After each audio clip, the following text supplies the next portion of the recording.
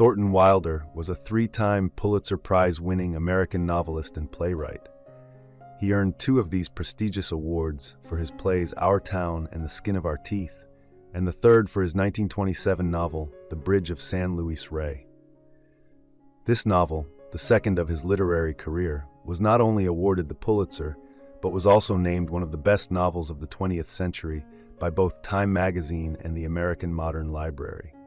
The story centers around the collapse of an Inca rope bridge in Peru, the lives of the 5 people who perished in the accident, and the events that led them to be on the bridge at that moment.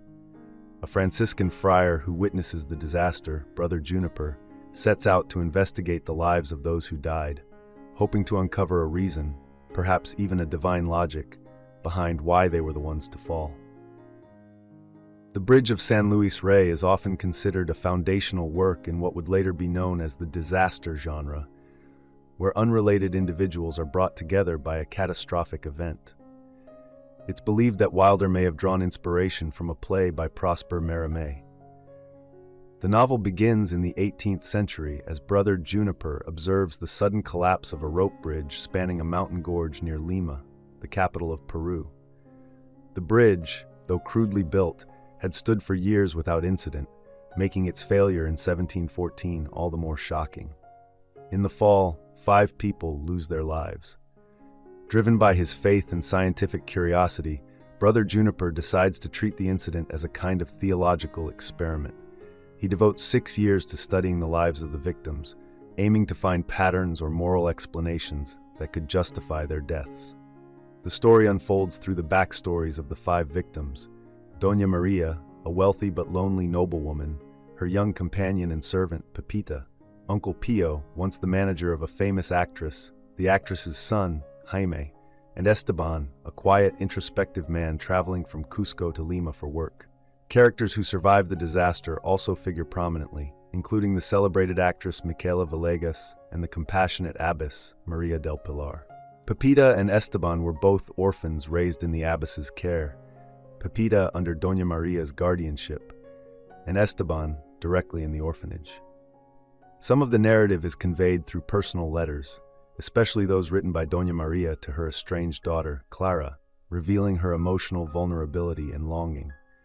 As Brother Juniper delves deeper into his investigation, he begins to question whether lives can be measured or judged based on their spiritual worth or societal value. He tries to frame his theological hypothesis that divine justice operates through discernible patterns by contrasting those who died with those who survived. Despite the meticulous research he compiles, his conclusions remain elusive. He cannot definitively prove that virtue or vice had anything to do with the victims' fates.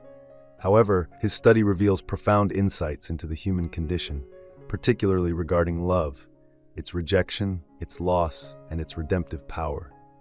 Ultimately, Brother Juniper's work is condemned by church authorities as heretical. His writings are ordered to be destroyed, and he is burned at the stake for daring to question divine will through human logic. A single surviving copy of his manuscript is later discovered at the ancient University of San Marcos in Lima.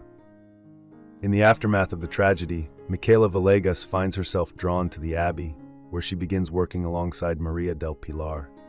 The novel concludes with the abbess's reflections, which bring emotional and philosophical closure to the story. She comes to believe that love, more than logic, worthiness, or divine judgment, is the true bridge that connects humanity and endures beyond death. Thank you for watching. If you enjoy this video, leave a like and subscribe.